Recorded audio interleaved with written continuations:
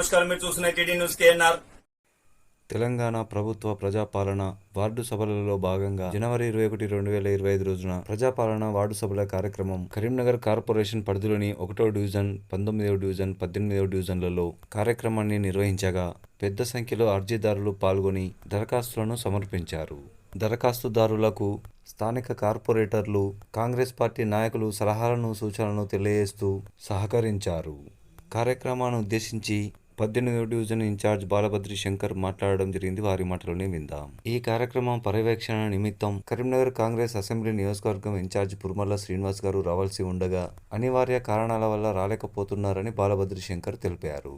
అలాగే ఈ రోజు కరీంనగర్లోని పలు చోట్ల కరీంనగర్ కలెక్టర్ ఫమేలా సత్పతి గారు, అడిషనల్ కలెక్టర్ ప్రఫుల్ దేశాయ్ గారు, ట్రైనీ కలెక్టర్లు ప్రజాపాలన వార్డు సభలను సందర్శించి పర్యవేక్షించారు.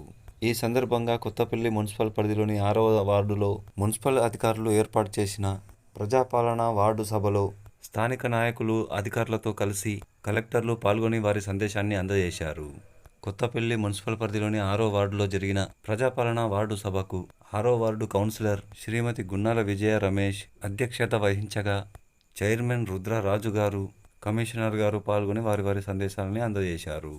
ప్రజాపాలన కార్యక్రమంపై ఇందిరమ్మ ఇండ్లు, కొత్త రేషన్ కార్డులో పేర్లను నమోదు చేయుట, రైతు బంధు, పెన్షన్లపై కలెక్టర్ గారితో పాటుగా ప్రజలకు వివరించడం జరిగింది. ఇప్పుడు కార్యక్రమంలోకి వెళ్దాం. శ్రీమతి సుధవని మాధవి కుమార్తో ప్రజాపాలన సేవలో భాగంగా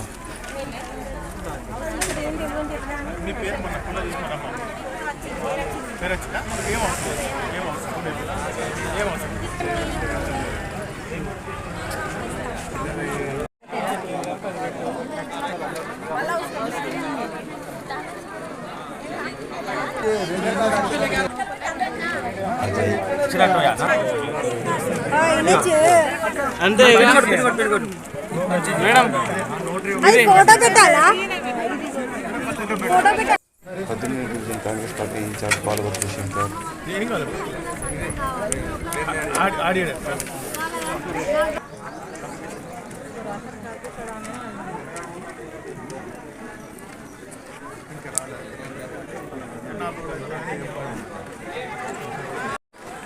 దుర్గం శివప్రసాద్, 19వ డివిజన్ కార్పొరేటర్ విధుల రాజశేఖర్, సామాజిక సేవా కార్యకర్త అస్తపురం మారుతి, 19వ division incharge Parvathamisala Mallesham, Congress జిల్లా నాయకుడు అంకపల్లి మల్లేశం తదితర నాయకులు సేవలను అందించారు.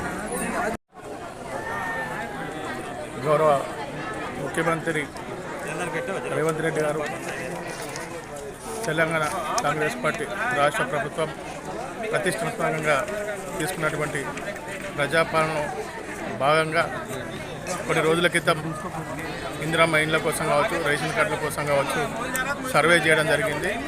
ఆ సర్వేలో భాగంగా కొంతమంది అర్హులై పేర్లు రాకుండా వల్ల వాళ్ళు ఆందోళన చెందడం జరిగింది. దాన్ని దృష్టిలో పెట్టుకొని మన తెలంగాణ రాష్ట్ర ప్రభుత్వం గౌరవ రేవంత్ రెడ్డి గారు స్పందించి అర్హులు ఎవరున్నా ప్రతి ఒక్కరికి న్యాయం జరగాలనే ఉద్దేశంతో మళ్ళీ ఈరోజు ఈ దరఖాస్తుల స్వీకరణకు గ్రామ సభలో అవకాశం కల్పించడం జరిగింది.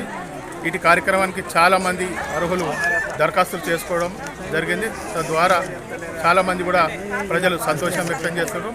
ప్రతి ఒక్క అర్హునికి ప్రభుత్వ పథకాలు చెందాలన్న ముఖ్య ఉద్దేశం గౌరవ రేవంత్ రెడ్డి గారిది. తద్వారా అందరికీ న్యాయం చేసే విధంగా ప్రభుత్వం తీసుకున్న చర్యకు ప్రజలందరూ హర్షం వ్యక్తం చేస్తున్నారు. ఇటు కార్యక్రమంలో 18వ division incharge Congress party Balabhadri Shankar గారిని ప్రజలకు అందుబాటులో ఉండి వాళ్ళకి అప్లికేషన్లు పట్టు వాళ్ళకున్న అనుమానాలను నివృత్తి చేస్తూ వాళ్ళకు పూర్తి సహాయ సహకారాలు అందిస్తున్నాం. మరియు ఈ ప్రభుత్వానికి రేపటి 18వ డివిజన్ ద్వారా ప్రజల ద్వారా పార్టీ ద్వారా ప్రత్యేక కృతజ్ఞతలు తెలియజేస్తున్నాం. ఇంకో విషయం, ఒకవేళ ఇప్పుడు అప్లై చేసుకున్న వాళ్ళు కూడా కొంతమంది మిస్ అయి ఉంటే లిస్టులో, ఈ ప్రక్రియ అనేది 4 సంవత్సరాల గవర్నమెంట్ ఉంది.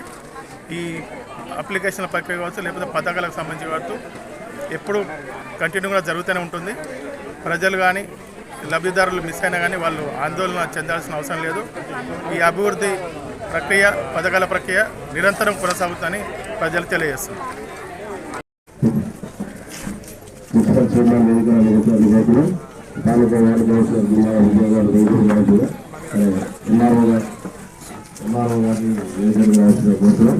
కమిషనర్ గారిని వేదిక గట్టిగా అదేవిధంగా కౌన్సిల్ మెంబర్స్ ఆ వేదికను చాలా కోరుకుంటూ మరి ఈ 6వ వార్డు మున్సిపల్ కొత్తపల్లి మున్సిపల్ 6వ వార్డులో ప్రారంభించాలని ముఖ్యమంత్రి గౌరవలేదు జిల్లా కలెక్టర్ గారికి మరొకసారి స్వాగతం పలుకుతూ మరి ఈ కార్యక్రమానికి ఇచ్చేటువంటి వార్డు ఇందిరమ్మ కమిటీల సభ్యులందరికీ వారందరినీ కావాల్సిందిగా కోరుకుంటూ మరి ఈ సభలు ప్రారంభించాల్సిందిగా మరి మున్సిపల్ మాట్లాడాల్సిందిగా కోరుకుంటున్నాం. కొత్తపల్లి మున్సిపల్ పట్టణంలోని ప్రజాపాలన భాగంగా గ్రామసభ కార్యక్రమానికి ఇచ్చేసినటువంటి గౌరవ కలెక్టర్ గారికి మరియు అడిషనల్ కలెక్టర్ గారికి సోని కలెక్టర్ గారికి ఎంఆర్ఓ గారికి కౌన్సిలర్కి కౌన్సిల్ మెంబర్కి కమిషనర్ గారికి మనకు వేదిక పెద్దలందరికీ నా యొక్క నమస్కారం. గతంలో ప్రజాపాలన భాగంగా ఎవరైతే దరఖాస్తు చేస్తున్నారో మున్సిపల్ అధికారులు వచ్చి వారి ఇంటికి మున్సిపల్ వచ్చి ఎంక్వైరీ చేసి పారదర్శకంగా వచ్చిన లిస్టు ప్రకారంగా ఇప్పుడు మన వార్డు ఆఫీసర్ ఉంచడం జరిగింది. దీనికి అనుగుణంగా ఎవరైనా రాని వాళ్ళు ఉంటే మళ్ళీ మీరు ఒక వైట్ పేపర్ మీద కానీ దరఖాస్తు చేసుకోవచ్చు. మున్సిపల్ అధికారులు మీకు అందుబాటులో ఉంటారు. ఎలాంటి ఇబ్బంది లేకుండా దరఖాస్తు చేయలేదని బాగా కాకుండా మళ్ళీ మీరు చేసుకోవచ్చు. కావున మీ అందరికీ తెలియజేస్తూ ఈ అవకాశం ఇచ్చిన గౌరవ కలెక్టర్ గారికి ధన్యవాదాలు. Thank you.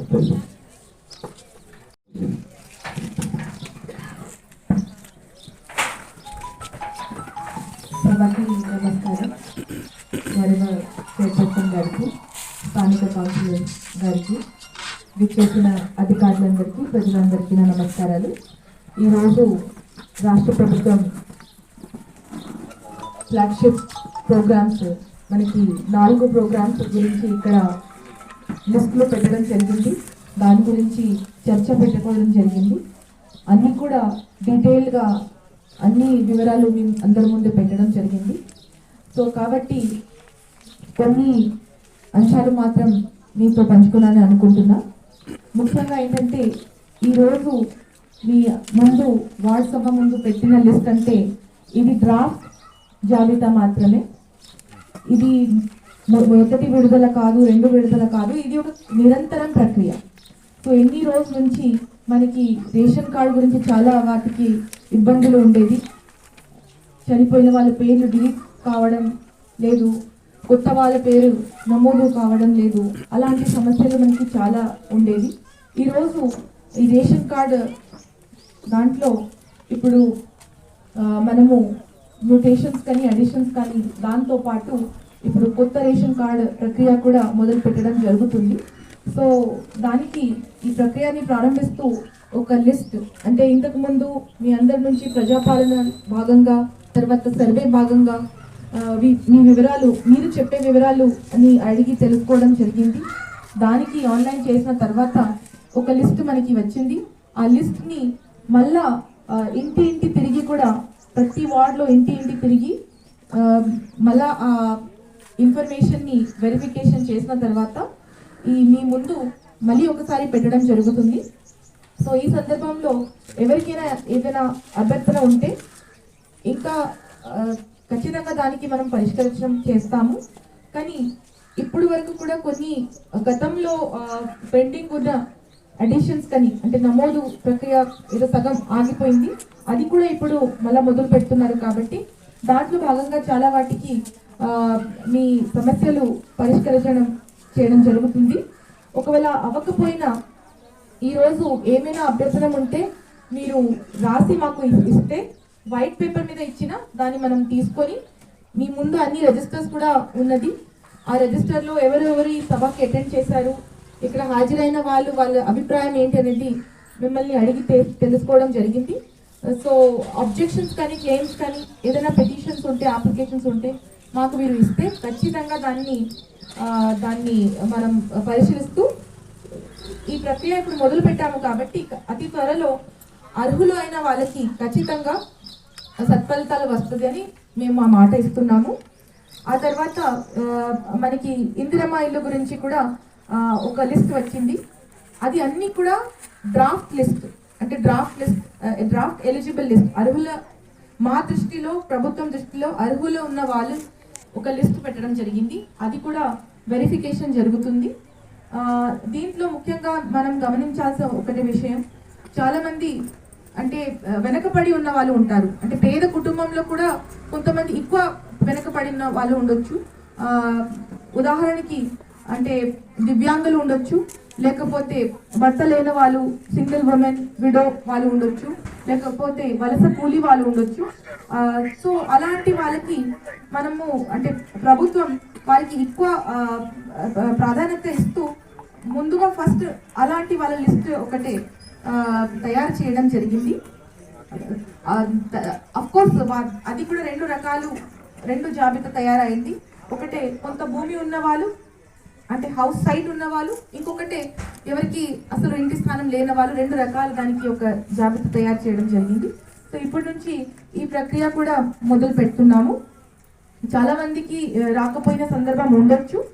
సో ఎవరు కూడా దానికి అంటే కంగారు పడాల్సిన అవసరం లేదు. ఎందుకంటే మీరు ఇప్పుడు ఇచ్చిన అప్లికేషన్ కానీ, ఈ రోజు కానీ, రేపు కానీ, ఎప్పుడు ఇచ్చినా కూడా దానికి మనం స్వీకరిస్తూ, పరిశీలిస్తూ ఖచ్చితంగా ఒక సమాధానం అయితే చెప్పుకుంటాము. ఈ రోజు ఎంతమంది ఆఫీసర్స్, తహసీల్దార్స్ కానీ, కమిషనర్ కానీ, మన స్టాఫ్ అంతా కూడా ఇక్కడ రావడం జరిగింది. ఎందుకంటే మీకు ఒక భరోసా కోసం. సో మీరు ఇచ్చిన ప్రతి అప్లికేషన్ని కూడా మీ సంతకంతో పాటు మేము అక్నాలెడ్జ్మెంట్ లాగా మనం పెట్టుకున్నాము ఇక్కడ రిజిస్టర్లో. సో ఏదైనా ఉంటే ఖచ్చితంగా దాన్ని మనము చూసుకుంటామని ఆ మాట ఇస్తున్నాము. సో ఇది కాకుండా కూడా ప్రజాపాలన సేవా కేంద్రం మాకు ఉంటుంది. ఒకవేళ ఇక్కడ మీరు మిస్ అయినా ఆ సేవా కేంద్రంలో రేపు ఎల్లుండి ఎప్పుడైనా వచ్చి దరఖాస్తు ఇస్తే మళ్ళీ ఈ ప్రక్రియలో దానికి మనం కలిపి వెరిఫికేషన్ ప్రక్రియ మొదలు పెడతాము. Thank you. First division Congress party president మెతుకు కాంతయ్య గారు సేవలు అందిస్తున్న దృశ్యం, అలాగే కార్పొరేటర్ కొలగాని శ్రీనివాస్ గారు సేవలు అందిస్తున్న దృశ్యం. మరిన్ని వార్తా కథనాల కోసం సబ్స్క్రైబ్ చేయండి, షేర్ చేయండి, లైక్ చేయండి.